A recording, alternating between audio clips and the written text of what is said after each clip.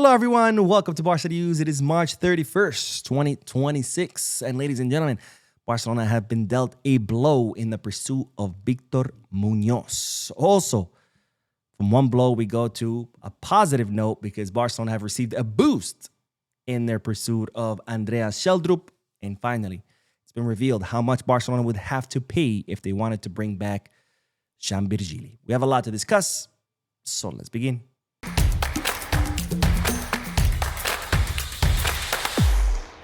Hello, everyone. Welcome to the channel. My name is Boo. And as I announced in the previous video, the Spotify Camp Nou video is up on the channel. So if you want to see the state of the Camp Nou, if you want to, join me on my visit to the Camp Nou and to the match between Rayo Vallecano and Barcelona, make sure to check out the video on the channel. I think it looks great. I love the video.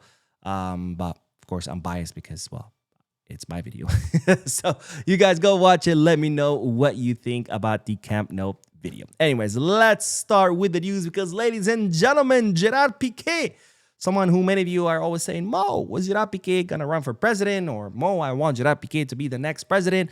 Well, he's been asked during an interview, hey, Piqué, what do you think about becoming Barcelona's president in the future? And well, this is what the former Barcelona captain had to say. Look, I've been with the Kings League for 3 years, from 2023 to 2026, and it felt like an eternity. And you're asking me about something that's going to happen in 5 years? It's impossible to give you an answer right now. I'll just tell you one thing. Since I own Andorra, I don't think I can even run because I can't own a team and be president.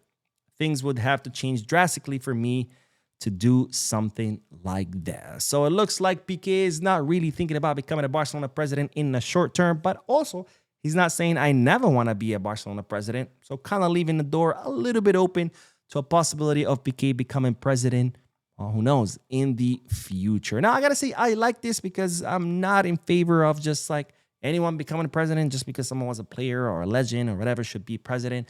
If there's one thing this club needs is, well, seriousness in that position. You need someone that can run the club as a club that it is, right? One of the biggest clubs in the world, a multinational, pretty soon a multi-billion-dollar company, and not to be run like your family's bodega that you inherited, right? There needs to be seriousness. And, well, I like that Piqué is not just looking at it as something like, yeah, I'll do it, why not? But more looking at it as something, serious that needs to be taken seriously. And plus, I much prefer Piqué to, get that experience of running Andorra, of running the Kings League, because just because you're a great player doesn't mean all of a sudden you're capable of running a club. But if Piqué, continues to gain experience in those roles, then who knows, maybe one day that experience can serve him well if he decides to run for the Barcelona president. Now, of course, the next president's election, of course, the elections are going to be very exciting.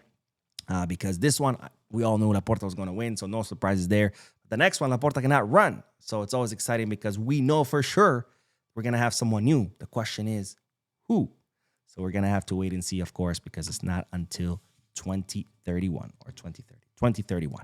Anyways, let's move on to the next bit of news. And this one is not Barcelona related, but nonetheless, I wanted to mention it because, well, the hypocrisy of Spanish media outlets is unreal because, ladies and gentlemen, a new report has surfaced in regards to Real Madrid's financial situation. And whoa, surprise, surprise, most of the major news outlets in Spain are not reporting about it. But don't worry because I'm here to expose it. So please make sure you share this video with your friends. Like the video because, well, it needs to go around the world so people know that their beloved Real Madrid is not in as great of shape as they like to make it out to be, right? They love to point at Barcelona and be like, ha, ha, ha, you're a broke club. Well, guess what? You're not doing that well either. Now, let's look at the numbers because, ladies and gentlemen, it's been revealed that Real Madrid have a working capital deficit of 406 million euros. Now, what does a working capital deficit mean? It means that Real Madrid's current liabilities exceed their current assets, which usually leads to a shortage of cash. And, well, lo and behold, that's exactly what Real Madrid are suffering from because guess how much their liquidity is? 3.4 million euros in cash. That's all Real Madrid have in cash is 3.4 million euros compared to 175.8 million euros only 6 months ago. They went to having 176 million to only 3 million euros in 6 months in cash. But there's more. There's more. Real Madrid's net profits currently sitting at 5.2 million euros. That's an 80% drop in their net profits. 80% drop, and that's mostly due to a 26.2% increase in their salary costs. I wonder who are the players who have increased the salaries of Real Madrid. But there's more. The club revenues have declined 18.5 million euros in this first half of the season, with a notable decline in commercial revenues, stores, stadium tours, and events. And their expenses have increased by 10%. So Real Madrid are making less money, but they're spending more. And this has led them to request credit lines worth 475 million euros to cover their needs. So Real Madrid making less money, but they're spending more, so they're having to borrow in order to cover their needs. And this has led them to so far accumulate 1.78 billion euros in debt. Now, to be fair, that debt figure does include the stadium renovation, but this just goes to paint a picture that Real Madrid are not doing as great as they make it out to be. And of course, this is not Barcelona related, but it explains something that it is related to Barcelona. Remember all those speeches that Florentino Perez was doing at the end of last year, talking about Barcelona, Negreira, Barcelona, Negreira, Barcelona, Negreira? Well, this explains it. Because if you know your club is doing horribly financially under you, what better way to distract your club members than talking about Barcelona Negreira? Because remember, those speeches were not made during interviews or after a match. No. Those speeches about Barcelona and Negreira were all done while Florentino Perez was addressing Real Madrid's club members. So instead of saying, hey, I messed up, the club is doing horribly financially. No. Look over here, guys. Barcelona, Negreira. And what do these idiot members do? Negreira. And meanwhile, the club is doing horribly, financially speaking. Anyway, speaking of Real Madrid, we do have to talk about Victor Munoz, the 22-year-old Osasuna winger who Barcelona are currently considering signing, given his immense explosion in La Liga. Someone who fits the profile of a winger that Barcelona are looking for, someone with speed, pace, dribbling abilities, 1v1, someone who's been doing so well in La Liga that he earned his first call-up to the Spanish national team and actually scored a goal against Serbia.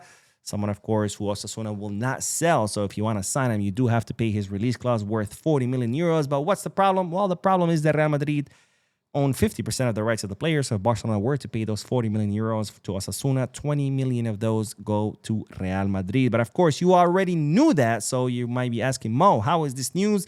Well, the new news is that it seems that Real Madrid have now decided to activate the buyback clause that they have, because Real Madrid have a buyback clause that's good for 3 years. During the first year, which is right now, they would have to pay 8 million. During the second, they would have to pay 9. And during the third, they would have to pay 10, which, of course, it's a huge discount from the 40 million euro release clause. So reports are stating that Real Madrid are looking to activate that buyback clause, pay the 8 million euros, and buy back Victor Munoz to have him do the preseason with them to see if he can earn a spot on that first team. So it looks like Barcelona will not be able to sign Victor Munoz if this report holds to be true. But don't worry, because there are other wingers who Barcelona are considering. Of course, the next one we've been talking about for a few times now in the past few weeks was no other than Andreas Sheldrup, the Benfica winger, someone who Barcelona have been tracking for quite some time. In fact, Barcelona even sent scouts to watch Sheldrup during his matches. And while even though it was initially reported that Benfica were hoping to extend the contract of Andreas Sheldrup from 2028 until 2031, increasing his release clause so they can make more money when they sell him, it looks like Andreas Sheldrup is not in favor of extending his contract in Benfica. And therefore, Benfica have now opened the door to the sale of Andreas Sheldrup during this summer transfer market, because, of course, this will be the final summer transfer market where Benfica could make a sizable amount. Why? Because as I mentioned a few moments ago, Andreas Sheldrup's contract expires in 2028. So if Benfica don't sell him this summer, next summer in 2027, Andreas Sheldrup will be entering the final year of his contract. That's usually when you can negotiate huge discounts on players, because otherwise the following summer they leave for free. So this is kind of the final summer that Benfica could make a sizable sum of Andreas Sheldrup. So now they have opened the doors to selling him this summer. And of course, this presents Barcelona a good opportunity to try to sign one of Europe's most promising wingers. Now, another winger that Barcelona could sign during this summer transfer market is, of course, Virgili, who Barcelona offloaded to Mallorca during this summer transfer market. He has a release clause worth 30 million euros, but now it's been revealed how much Barcelona would have to pay to sign Virgili back. And well, it's no other than 12 million euros. So, of course, my question to you is, who would you sign if you were Deco? Would you keep Rashford and pay the 30 million euros Manchester United are asking for? Would you sign Andreas Sheldrup, who are saying would cost something around 30 to 40 million euros? Or would you pay 12 million euros for Virgili? Let me know down below in the comment section. Anyways, that is all for this video. I did post another video a few moments ago. If you haven't seen it yet, make sure you check it out. Don't forget to hit the like button, subscribe to the channel, drop a comment, and as always, peace, guys.